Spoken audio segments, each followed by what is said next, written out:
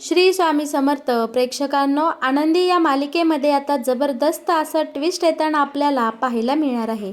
मालिकेमध्ये आता आनंदी घर सोडून जाणार आणि आनंदी ज्या वेळेस घर सोडून जाते त्यावेळेस तिचा खूप मोठा भीषण अपघात होताना आपल्याला पाहायला मिळणार आहे. आणि तो अपघात झाल्यानंतर इकडे पृथ्वी तो पाहणार आणि पृथ्वी आपल्या आनंदीचा जीव वाचवताना आपण इथे पाहणार आहोत. आणि पृथ्वीला आता त्याने केलेल्या सगळ्या कर्माची आठवण होते आणि त्याला आता या सगळ्याचं खूप वाईट वाटत असतं.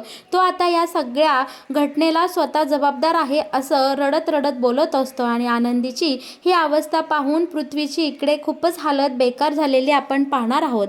तर मग प्रेक्षकांनो, मालिकेमध्ये हे नक्की कशा प्रकारे घडत जाणार आणि का घडणार हे जर तुम्हाला जाणून घ्यायचं असेल तर तुम्ही आपला हा व्हिडिओ अगदी शेवटपर्यंत बघा, म्हणजे तुमच्या सगळं काही इकडे लक्षात येऊन जाईल.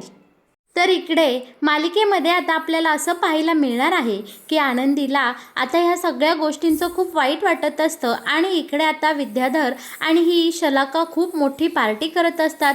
इकडे विद्याधरने छान चुलीवरचं मटण वगैरे मागितलेलं असतं आणि खुशाल हा माणूस इकडे जेवणाच्या टेबलावर घरामध्ये देवाऱ्याच्या जवळ आता दारूची बाटली घेऊन इथे प्यायला बसलेला असतो. माई आणि बापू इथे येतात आणि विद्याधरला या सगळ्या प्रकाराचा जाब विचारतात. यावर विद्याधर बोलतो की माई आणि बापू, तुम्ही सुद्धा जेवायला या, एन्जॉय करा जरा. तो युगंधर आणि त्याची पोरं अजिबात खोलीच्या बाहेर सकाळपर्यंत येणार नाही. तोवर आपलंच राज्य हाय, त्यामुळे आपण आता इकडे मजा करूया, मस्त इकडे खाऊ पिऊ आणि एन्जॉय करूया. आता इकडे माई बोलते की अरे विद्याधर, तुला लाज वाटत नाही का स्वतःच्या भावाबद्दल असं वागायला बोलायला? अरे हैवान आहे की कोण आहे? आणि तू खुशाल इकडे जेवणाच्या टेबलवर दारू घेऊन बसला, तुला या सगळ्याची लाज नाही वाटली का? आता इकडे आनंदी बोलते, काय दारू घेऊन बसले? तेव्हा विद्याधर बोलतो, हो वय, मी इथं जेवणाच्या टेबलावर दारू घेऊन बसलो या. आता मला कोण अडवतं तेच मी बघतो या. आता इकडे हा विद्याधर मुद्दामून या सगळ्यांना चिडून देण्यासाठी आता इकडे धनूला बोलतो, धने जा, माझ्यासाठी तू काचेचं गलास घेऊन ये. इथं मस्त मी आता जेवणाच्या टेबलावर बसून दारू पिणार म्हणजे पिणार. आता इकडे धनश्री तिकडे किचनमध्ये चाललेली असते. आनंदी धनश्रीला बोलते की अजिबात किचनमध्ये जायचं नाही आणि ग्लास घेऊन यायचे नाही. या घरामध्ये मी आपल्या हॉलमध्ये दारू पेलेलं सहन करणार नाही.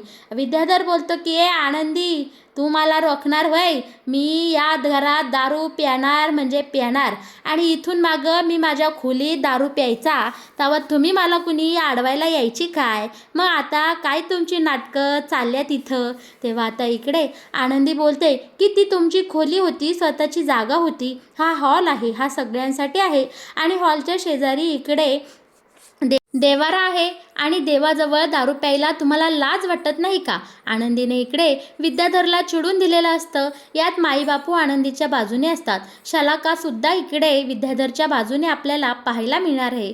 यावर माईबापू बोलतात, अगं शलाका, काय चाललंय इथे? लाज वाटत नाही का तुमच्या दोघांना असं वागायला बोलायला? आता इकडे प्रेक्षकांनो, विद्याधर इकडे जिद्दीने पेटून उठलेला असतो आणि तो बोलतो की बरं ठीक आहे, आता दारू पिणं तर सोड. आता आनंदी या घरात दारू प्यायला बंदी हाय, आंघोळ करायला नाही. आणि विद्याधर इथे मूर्खासारखा आनंदीच्या डोक्यावर सगळी दारूची बाटली ओततो आणि बोलतो की काय छे छे छे छे, काय दिस आले या घरात, ज्या युगंधरला साधा दारूचा स्पर्श चालत नाही आणि त्याची ही खानदानी बायको खुशाल दारूने आंघोळ करते. शी, कसला वास येतो इथे. आणि विद्याधरच्या या सगळ्या वागण्यावर इकडे धनी आणि ही शलाका मोठ्या मोठ्याने दात काढत असते, हसत असते. यावर माईबापू बोलतात, अरे मूर्खांनो, काय चाललंय तुमचं? शलाका, कुठं फेडसान ही पाप? यावर शलाका माईबापूजवळ जाते आणि बोलते की माईबापू, विसरू नका, मी तुमची सख्खी पोटची मुलगी आहे. तुम्हाला या आनंदीचा कशाला कळवळ आला? आणि हो, माझ्या पोरांवर, माझ्या बहिणीच्या मुलांवर झालेला अन्याय अत्याचार मी सहन करणार नाही. या आनंदीमुळे त्यांच्यावर आज ही वेळ आली आहे, त्यांना खूप दुःख झालं आहे. यावर माई बोलते, अगं तू तुझ्या भाचवंडांची खूप काळजी आहे, मुलांची तुला खूप काळजी आहे, चिंता आहे, असं अजिबात दाखवू नको. तू किती आतल्या गाठीची आणि पाताळ यंत्री बाई आहे ना, हे आम्हाला चांगलंच माहिती आहे. यावर आता माईला शलाका धावून बोलते, माई, कोणाशी बोलतेत? तुला काही वाटत नाही का? अगं मी तुझ्या पोटची मुलगी आहे. यावर माई बोलते, हेच तर माझं दुर्भाग्य आहे की तू माझी पोटची मुलगी आहे. माझी समिधा किती चांगली होती. यावर शलाका बोलते की हो, तुझी समिधा चांगली होती म्हणूनच देवाघरे लवकर गेली. तसं पाहायला गेलं तर मग विद्याधर काय रे? आता ह्यावर विद्याधर म्हणतो, माई आणि बापू तुम्ही काळजी करू नका. आमचा नंबर खूप लेट आहे कारण आम्ही देवाला बिलकुल आवडत नाही. आम्ही इतकं चांगलं वागतच नाही. आम्ही जसं वागतो त्यावर देव आम्हाला काही लवकर त्याच्याजवळ बोलावून घ्यायचा नाही. पण या आनंदीला खूप चांगलं वागायचा आणि चांगुलपणा दाखवायचा पुळका आहे. आनंदी, कदाचित देव तुला लवकर बोलून घेऊ शकतो. त्यामुळे जरा सावधान राहा. देवाचा बोलावा तुझ्यासाठी लवकर येईल. असं बोलल्यानंतर मात्र इकडे माईला विद्याधरचा खूप राग आलेला असतो. आता माई बापू विद्याधरला आणि शलाकाला बोलतात की आत्ताच्या आत्ता इथून चालते व्हा, नाहीतर मी इकडे सगळ्यांना बोभाटा करून बोलावून घेईन. यावर आता विद्याधर आणि शलाका बोलतात, चला यांनी सगळ्या आपल्या पार्टीची वाट लावली आहे, आपण आपल्या खोलीमध्ये जाऊन मस्त एन्जॉय करूया. विद्याधर धनीला बोलतो की माझं सगळं जेवण घेऊन आपल्या खोलीमध्ये ये. आनंदीला मात्र या गोष्टीचा खूप त्रास झालेला असतो. आनंदीची अवस्था पाहून इकडे माई बापूंनाही खूप वाईट वाटत असतं, पण त्यांचा इथे सगळा नाईलाज असतो. दुसरीकडे मुलांच्या खोलीमध्ये सगळी मुलं इकडे खूप दुःखात आणि डिस्टर्ब असलेले आपल्याला पाहायला मिळणार आहे. मुलांना वडिलांनी जे काही कृत्य केलं आहे, आनंदीसोबत लग्न केलं, या गोष्टीचा खूप त्रास होत असतो. प्रांजल तर इकडे कॉफीचं मगावर मग इकडे पेत असतो आणि आता इकडे पृथ्वी प्रांजलला बोलतो की प्रांजल बास कर रे बाळा, किती कॉफी पेतोय. यावर प्रांजल बोलतो की दादा, मला या सगळ्याचा खूप त्रास होतोय रे, माझी इथे घुसमट होते. सारखं बाबांचे ते शब्द आठवतात. आज बाबा खूप चुकीचं वागले. त्यांनी त्या आनंदीसाठी आपल्यावर हात उचलला रे. त्यांनी त्यांच्या मुलांना न निवडता त्यांनी त्या काल आलेल्या आनंदीला जवळीक साधली. या गोष्टीचा मला खूप त्रास होतो रे. आई गेल्यानंतर बाबांवर आपण किती प्रेम केलं. बाबा म्हणतील ती पूर्व दिशा मांडली. त्यांनी घेतलेल्या सगळ्या निर्णयांचा आपण हसतमुखाने स्वीकार केला आणि आज बाबा आपल्या आईला तर विसरले, पण आपल्यालाही त्यांनी दूर लोटून त्या आनंदीचा स्वीकार केला, तिला निवडलं.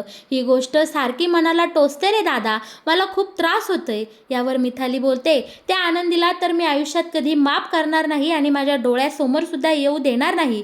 त्या बाईमुळे आज आपलं हस्तखेळतं घर संपूर्ण उद्ध्वस्त झालं. वाटतच नाही रे आपण आपल्या घरात आहोत. घरामध्ये अगदी आपल्याला उदासीनता आली आहे. इथली कोणतीही माणसं आपली वाटणा, आपलंसं या घरात कोणी नाही राहिलं रे. असं वाटतंय की आपण या जगामध्ये तिघच एकमेकांसाठी बनलो आहे. मिथालीने सुद्धा तिचं मन इकडे व्यक्त केलेलं असतं, पण इकडे पृथ्वी मात्र आता या सगळ्यातून सावरलेला असतो. वडिलांनी सगळ्यांसमोर थोबाडीत वाजवली या गोष्टीचं मनामध्ये खूप त्याला वाईट वाटत असतं, पण भावांना आणि बहिणीला धीर देण्यासाठी पृथ्वी इथे बोलतो की जाऊ दे रे, आजपासून इथून पुढे त्या आनंदीचा आणि मिस्टर युगंधर निंबाळकरांचा आपल्या आयुष्यातला संबंध कायमचा संपला. आपण त्यांची नावगोष्टही आपल्या आयुष्यात काढायची नाही. दुसरीकडे मात्र इकडे आपला युगंधर खूप टेन्शनमध्ये असतो. त्याला समिधाची खूप आठवण येत असते. त्यालाही सगळा प्रकार आठवत असतो की त्याने पृथ्वीच्या कशा कानाखाली दिलं, पृथ्वीला त्याने चार चौघात थोबडवलं, आनंदीला तो कशा प्रकारे या घरातली नोकर म्हणला.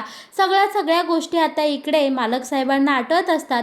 त्यांनाही इकडे खूप वाईट वाटत असतं.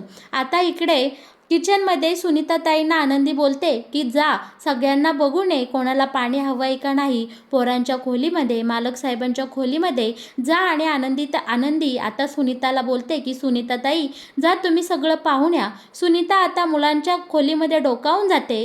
पुन्हा एकदा मालक साहेबांच्या खोलीमध्येही जाता जाता डोकावते आणि खाली येऊन आनंदीला सांगते की आनंदी, सगळं काही इकडे खूप वाईट घडलं आहे. अजिबात कोणाच्या डोळ्याला डोळा लागत नाही. सगळ्यांच्या खोलीच्या लाईटी चालू आहे आणि सगळे दुःखात बसले आहे. मालक साहेबांची अवस्था तर बघवेनाशी झाली आहे. आता सुनीताताईकडनं हे शब्द ऐकून आनंदी इकडे रडू लागते. तिला या सगळ्या गोष्टींचा इकडे खूप ताप झालेला असतो. तिला खूप दुःख झालेलं असतं. आनंदी आता इकडे जिद्दीने पेटून उठते आणि तिने आता इकडे खूप धडाकेबाज निर्णय घेतलेला आपण इकडे पाहणार आहोत. प्रेक्षकांनो, सगळे झोपी गेल्यानंतर आनंदी आता इकडे निरोप घेते. ती मालक साहेबांच्या खोलीमध्ये जाते. मालक साहेब निवांत झोपलेले असतात. त्यांचा आता इकडे पायाचा चरमस्पर्श घेऊन आनंदी आता हे घर सोडून जाताना आपल्याला पाहायला मिळणार आहे. ती एकदा मुलांच्या मुलांच्या खोलीमध्ये जाते. मुलांचं काय बोलणं चालू आहे याचा ती अंदाज घेते. पुन्हा इकडे हॉलमध्ये येते आणि समिधाच्या फोटोसमोर हात जोडून उभी राहते. समिधाला विनंती करते की समिधाताई, माझ्यामुळे जर या घरामध्ये असा आकांतांडव होणार असेल, तुमची मुलं इतक्या या माझ्या इथं असण्याने दुःखी होणार असतील, मालक साहेबांनाही या गोष्टीचा खूप त्रास झाला आहे, त्यामुळे मला माफ करा. मी आता हे घर सोडून जाणंच योग्य ठरेल. माझ्यामुळे जर या घरातल्या इतक्या सगळ्या व्यक्तींना त्रास होत असेल तर मी ही एक व्यक्ती हे घर सोडून जाणं कधीही योग्य ठरेल.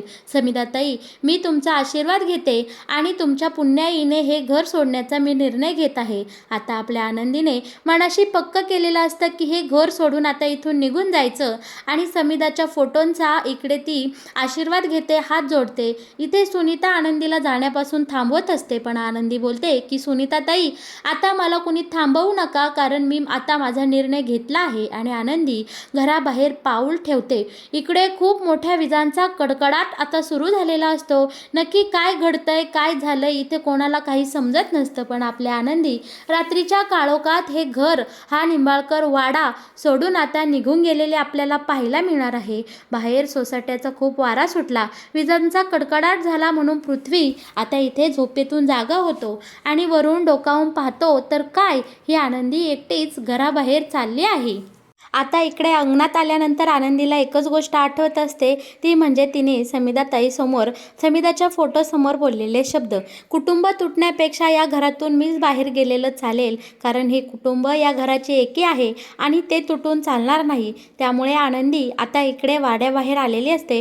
पृथ्वीवरून पाहत असतो. आता आनंदी ज्या वेळेस हा वाडा सोडून जायला निघालेली असते, तिचा पदर इकडे तुळशी वृंदावनात अडकलेला असतो आणि तुळशी आई जणू आनंदीला सांगत असते की तू जाऊ नकोस आनंदी, तू या घराचा पाया आहेस, तू हे घर सोडून जाऊ नको. असं इकडे जणू संपूर्ण हा निसर्ग आनंदीला ओरडून ओरडून सांगत असतो की आनंदी, तू हे घर सोडून जाऊ नको. पृथ्वीवरनं ही सगळी गोष्ट पाहत असतो. विजांचा हा लकलकाट, वाऱ्याची ही झुळूक, सगळं सगळं सांगत असतं आनंदीला की आनंदी, तू या घरापासून दूर जाऊ नकोस. अगदी समिधाच जणू या सगळ्या गोष्टीतून आनंदीला संकेत देत आहे. जणू असं इकडे चित्र आता उभं राहिलेलं असतं. पृथ्वी विचार करतो की ही एवढ्या रात्री चालली कुठे, नक्की काय झालंय आणि हिला तर दिसत नाही. एवढ्या काळोखात अंधाऱ्या रात्री एवढा जोरात सोसाट्याचा वारा चालू असताना, विजांचा कडकडाट सुरू असताना ही आनंदी चालली कुठे. तोवर पृथ्वी विचार करतो की जाऊन पाहू का. आता इकडे पृथ्वी बोलतो की नाही, या बाईमुळे माझ्या आईची जागा या घरातली हल्ली आहे, मी तिला पाहायला जाणार नाही. पण आनंदी इकडे धडपडत धडपडत आता तिची पावलं टाकत पुढे निघालेली असते. पृथ्वीला आता राहत नाही. पृथ्वी खाली वाड्यातून येतो आणि इकडे बाहेर अंगणात आनंदीला पाहायला येतो, तर तोवर आनंदी इथून निघून गेलेली असते. या भर पावसात आनंदी नक्की गेली कुठे, या विचाराने आता पृथ्वीला स्वस्थ राहत नाही आणि पृथ्वी आता इकडे बाहेर आनंदीला शोधण्यासाठी निघालेला असतो. आनंदी धडपडत्या अंधारात अशीच चाललेली असते आणि समोरून एक जोरात वेगाने येणारी गाडी आनंदीला आता इथे धडक मारते. आनंदी इकडे आता धाराधीरती पडलेली असते. रक्ताच्या थारोळ्यात आनंदी इथे खाली कोसळलेली असते. गाडीवालाही आता निघून गेलेला असतो. आपला पृथ्वी आनंदीला शोधत शोधत या वाटेने पुढे येतो, तर पाहतो काय, रक्ताच्या थारोळ्यात पडलेली आनंदी. ते पाहून मात्र पृथ्वीच्या इकडे डोळे भरून येतात. पृथ्वी मोठ्याने आक्रोश करतो की आनंदी, अगं काय झालं आनंदी, हे काय होऊन बसलं. आता मात्र पृथ्वीच्या पायाखालची इकडे जमीनच हादरलेली असते.